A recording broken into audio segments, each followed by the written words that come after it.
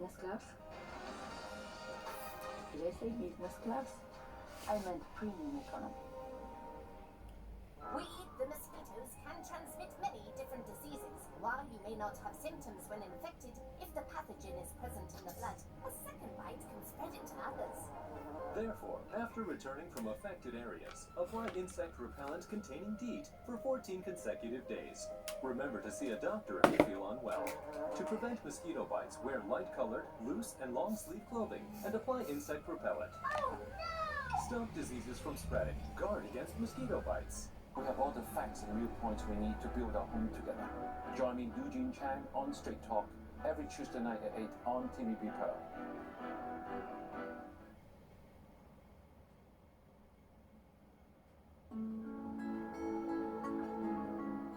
About 45 kilometers off the southwest coast at Land's End are the Isles of Scilly.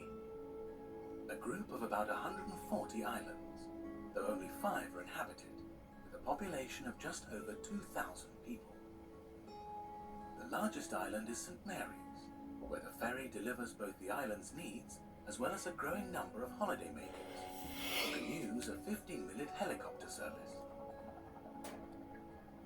Visitors come for a simpler, kinder, and more peaceful way of life that has hardly changed over the centuries. The main settlement on St. Mary's is Hughtown, where around half the population live. Most of the land of the Scilly Isles is owned by the Duchy of Cornwall, which is a royal holding, and today controlled by King Charles III's eldest son, Prince William, who is also the Duke of Cornwall. It is likely that 2,000 years ago the isles were much larger, with many of them joined together. Rising sea levels flooded the central plain around the 5th century, forming an archipelago. The most picturesque of the islands is Tresco. Despite Britain's reputation of being cold, wet and windy, the island boasts a subtropical garden full of palm trees and a greater diversity of plants than is found in the southern Mediterranean. The sea around the rocky shores of the Scilly Isles can be treacherous, so to warn ships of the danger, Bishop Rock Lighthouse was built. Bishop Rock is the world's smallest island with a building on it, and is the westernmost point of mainland Britain. Until 1992, this impressive lighthouse was manned by a crew who would spend weeks at a time marooned out here in the Atlantic Ocean.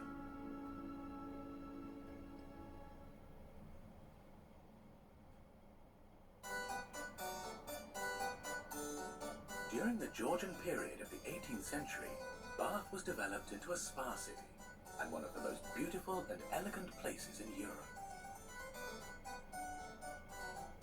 Ralph Allen and Richard Nash designed the city in a neoclassical style, both for public buildings as well as private houses.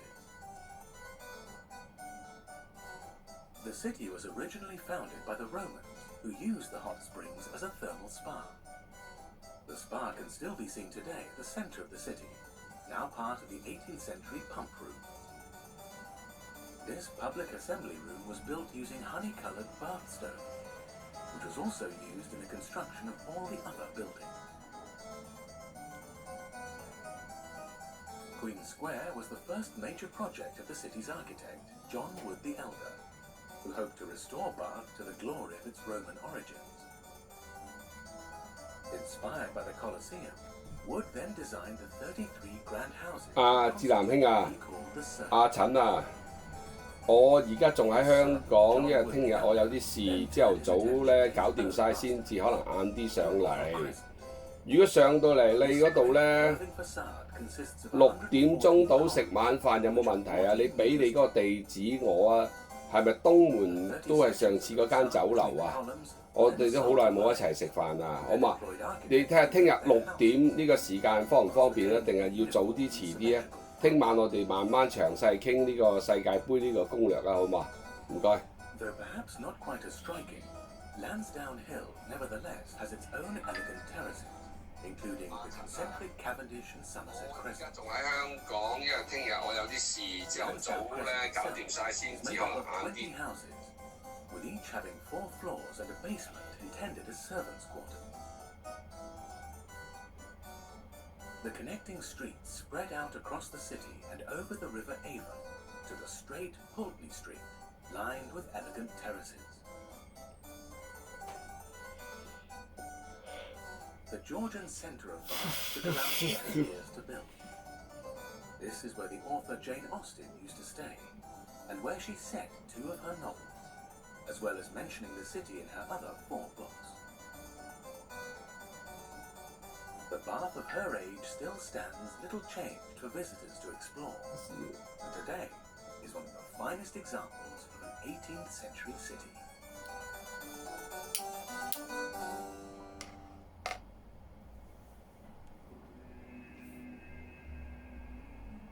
Christianity probably arrived in England towards the end of the Roman period of occupation, but was to grow and flourish in the Anglo-Saxon era.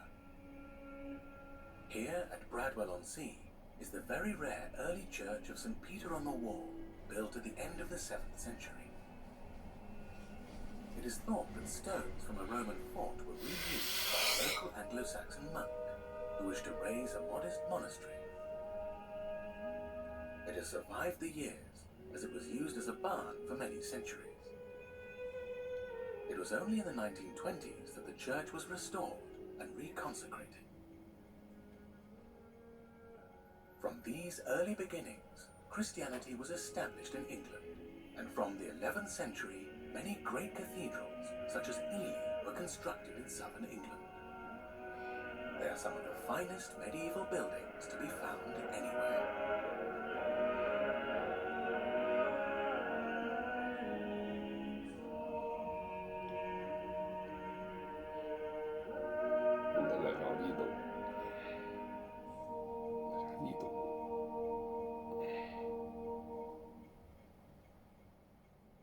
Canterbury Cathedral is the seat of the Archbishop of Canterbury, the leader of the Church of England, though until the Reformation of the 16th century it was a Catholic church. The original 6th century church has long since gone, and the cathedral we see today is largely from the 15th century. Most cathedrals, such as Gloucester, were continually built, rebuilt, and expanded over many decades, and in some cases centuries, right up to the present time. Gloucester's architecture spans almost 1,000 years. A few cathedrals were built in one time. Salisbury is a good example. The main body of the church, built in a style known as English Gothic, took just 38 years to complete, starting in 1220. The spire, which is the tallest in the United Kingdom, was added in 1320. Wells Cathedral has often been referred to as one of the most beautiful of all English cathedrals, and perhaps Europe's first truly Gothic structure.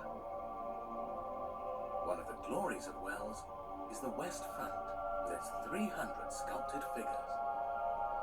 Many are life-size, and were originally painted and gilded. It must have been a glorious sight for anyone approaching from the west.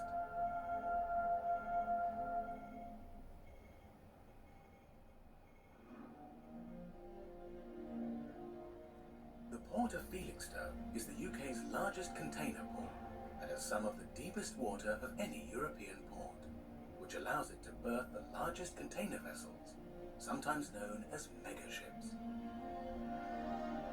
Each year the port handles around 3,000 ships and more than 4 million containers. Felixstowe shows how Britain is very much a maritime nation and has been for centuries. All around the coast are innumerable ports and harbours, some large and others small, which date back to the Tudor age, such as here at Clovelly in North Devon. Today it is a much visited place, with its steep high street of attractive cottages leading down to the harbour, which was built in the 16th century to accommodate larger ships and grow its trade. The 18th and early 19th centuries were the golden age of sail, which saw square-rigged ships similar to this modern one sailing the world's oceans. Many ports and harbours were built along the south coast of England. Here at Charlestown in Cornwall is the last open 18th century Georgian harbour in Britain. It is now a tourist destination and has become a useful period film location as the harbour owns and runs several square-rigged ships. The city of Bristol was one of England's major ports during the 17th and 18th centuries and prospered as a processing centre for sugar and 好 tobacco, 啊，黃子 imported 蘭， from Britain's 一於 plantation 咁話， colonies in the 大家都 Americas. 好耐冇見啦，好多謝 In 你 return, it 支持 supplied 揾 textiles, 我。好， pottery, 我哋聽日 gloves, 再 and 傾 other 嗰個世界 manufactured 盃 goods. 嗰個攻略啊。 This trade made a fortune for the city of Bristol and its merchants, but has left a tainted legacy for its connection to the infamous slave trade. By the early 19th century, new and larger ships could not navigate the narrow and twisting River Avon, where the famous Clifton suspension crosses the gorge.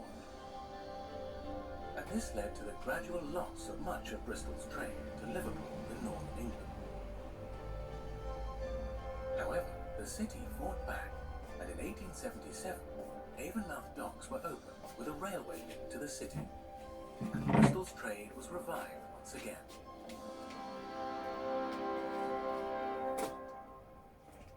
Also on England's south coast is Portsmouth, the home of the Royal Navy, which has been a naval base since the end of the 12th century. In Portsmouth's historic dockyard is HMS Victory, perhaps the most famous ship in the history of the Royal Navy. Construction began in 1759, and the wood used to build it was seasoned for 14 years before the first piece was cut.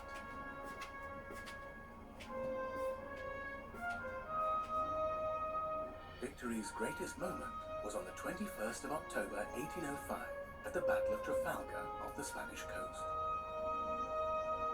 It resulted in a crucial British triumph, but success came at a price, because England's greatest admiral, Horatio Nelson, was killed aboard the Victory in the heat of battle. Out of respect and commemoration, HMS Victory is still a commissioned warship, the flagship of the First Sea Lord and the oldest commissioned warship in the world. Get ready for movie night. Tonight, The Aviator. Tomorrow night, Black Hawk Down. See you there. They are tiny, but also mighty, strange, and clever. Namibia's deserts are filled with unexpected diversity. From the little heroes to the big hunters, Pearl Spectacular. Namibia's natural wonders. Friday night at 8:30 on Pearl. The romance of the desert has the power to seduce. Have you ever loved so much that you might kill someone?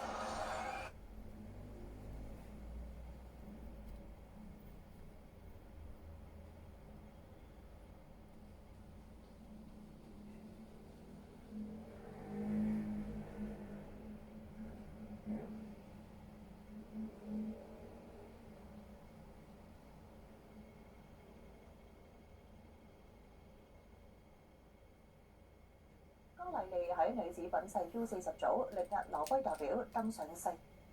旅遊只要訂閱 TVB Anywhere 嘅旅遊通服務，就可以隨時隨地欣賞到 TVB 最新嘅精彩節目。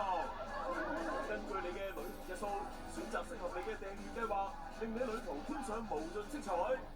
一 App 在手，去到邊睇到邊，快啲去 TVB Anywhere 官網購買旅遊通服務啦！提你，出發前一日買定啊！創業優惠1蚊開公司，梗係會計妹啦！創業優惠1蚊開公司，梗係會計妹啦！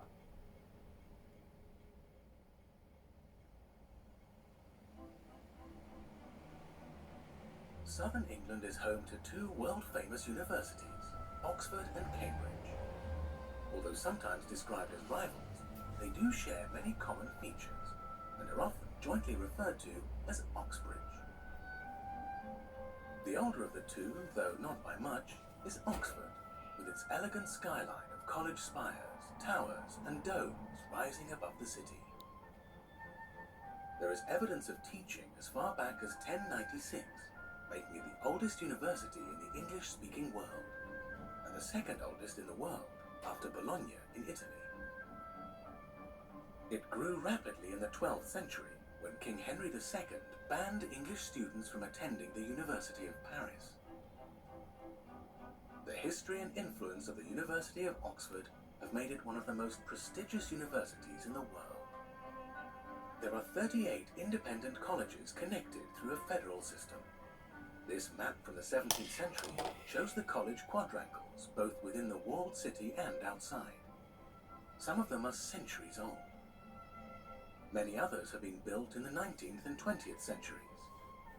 Over the years, Oxford has produced 27 British Prime Ministers and is notable for its 69 Nobel Prize winners.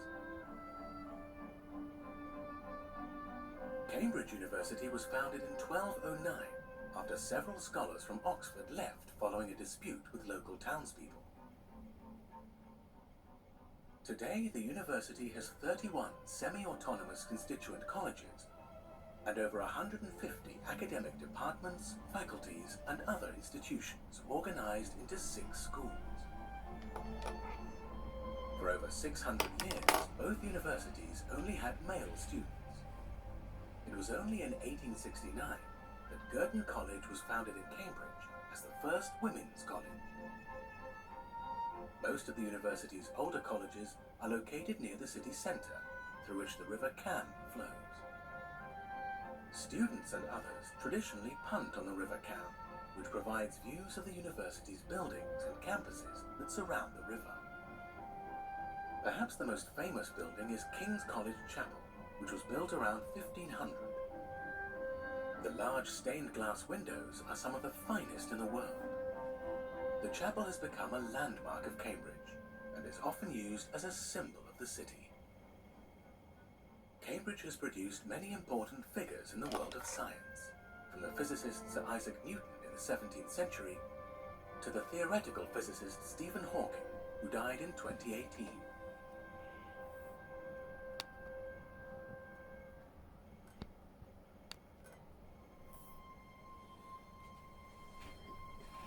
The 14th of October in the year 1066 was a day that changed the course of English history and ended the Anglo-Saxon Age, which had lasted for around 400 years.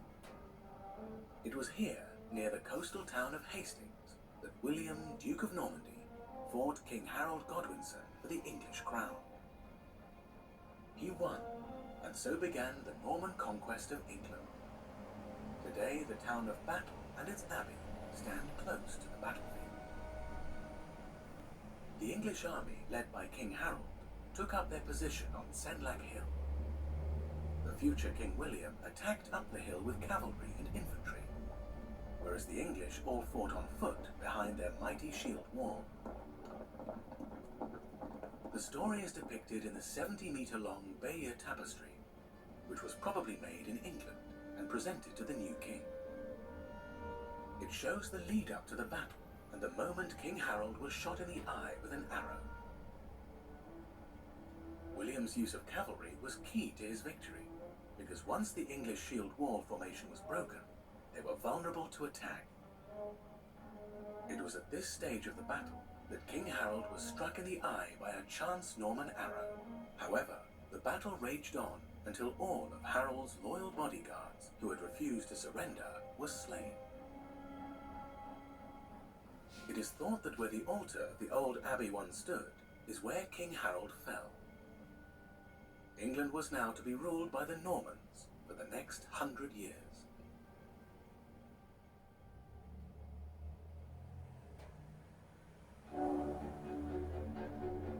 Castles have always been popular places to visit, as they offer a window into the past age and a chance to imagine what it must have been like to live in one. Here at Tintagel on the west coast of Cornwall, only the ruins are left of a 13th century castle. Tintagel also has a long association with the legends of King Arthur, which only adds to its mystery and popularity. It was following the Norman invasion of 1066 that castles as we know them today really began. The first Norman castles were called modern day ones, such as here at Ewers Harold.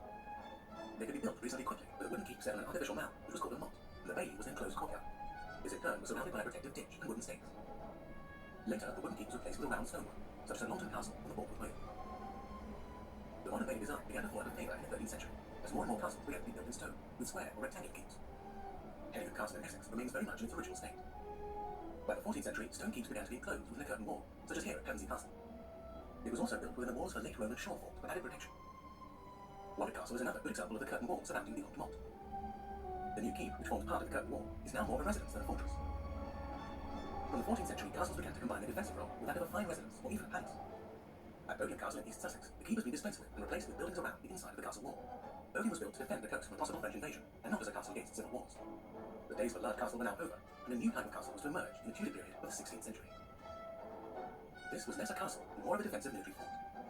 Deal Castle in Kent is a good example, with its clover-leaf design.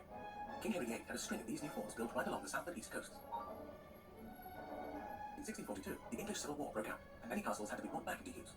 But it soon became clear that medieval castles would be vulnerable to cannon fire. After the Civil War, many castles such as Corfe in Dorset were slighted or destroyed to make them militarily useless. Castles had now had their day, and by the 18th century, many, like Corfe, were left to quietly become romantic ruins. However, in the Victorian age of the 19th century, it became fashionable to rebuild and adapt castles in a new Gothic style. Arundel Castle in West Sussex, which still retains the old moat, was rebuilt in this new style.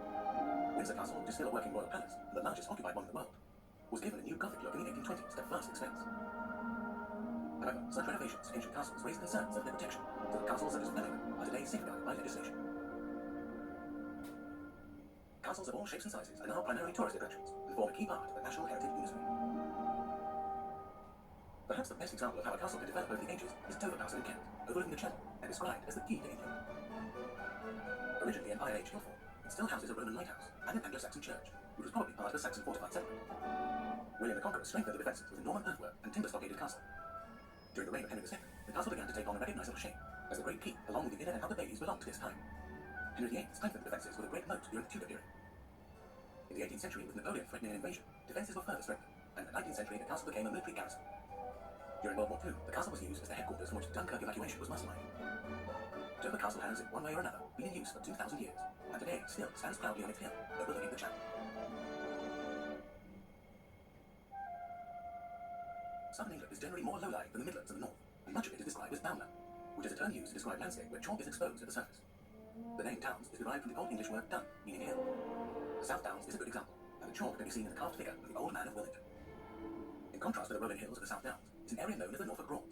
A broad is the name for a shallow lake, and there are 63 of them which make up the Norfolk Broads. Some are quite small, such as Filby, Bowlesby, and Ormsby, with the largest being Hickling Broad, covering around 600 hectares. They were formed by peat extraction, which began in the medieval period, where hundreds of thousands of tons were cut for fuel. The resulting basins began to flood due to the rising sea levels. The 7 rivers that flowed through the area were eventually joined to the lakes, creating transport links. In the late 19th century, tourism began and sailing boats could be hired. By the 1930s, powered cabin cruisers were available. One of the most famous sights to be seen on the river is a Norfolk quarry, such as the Albion, built in 1898 as a trading vessel. She was rescued and restored in 1849, and is one of only a few remaining trading barges built specifically for the Broads. Exmoor National Park was created in 1954, and is an area of open moorland based around a former royal hunting forest. It is a varied landscape of wilderness, streams, woodland heath, and over 50 kilometres of coastline. High up on the moor, there are many hiking tracks, and the possibility of spotting red deer, or even a large stag. The park also contains several villages, including Dunster, which dates from medieval times, and sits close to Dunster Castle. The coastal strip has the 2 largest towns in the park, Lynmouth, and above it, Dinton. Close by is the Valley of the Rocks, where rushing water carved out this valley thousands of years ago. One of the main features are the rock formations, with interesting names such as Devil's Cheese Rib and Ragged Jack. They were sculpted by glacial activity during the last ice age. Also carved into the landscape by mountain glaciers is Cheddar Gorge, which is the deepest natural canyon in England, rising in some places as high as 138 metres above the road that snakes through the nearly 5-kilometre long ravine. There are also caves in the rock face, and several are open to the public. At the southern end of the gorge is the town of Cheddar, and it is here that the well-known cheddar cheese was first made, which is now produced in many places around the world. Dartmoor is the largest open moor in southern England. In good weather, it is an exhilarating place to explore, with heather-covered hills and rocky outcrops. But in bad weather, it can be a dangerous place to get lost, as it is possible to get stuck in any number of holes. Walkers certainly need to be dressed appropriately against the wind and rain. Dartmoor's wild, picturesque bleakness has made it a popular setting for English mystery fiction. Perhaps the best-known example is Sir Arthur Conan Doyle's The Hound of the Baskervilles, where Sherlock Holmes investigates the legend of a fearsome supernatural hound that roams the moors. Dining in Emirates Business Class. Business Class. I went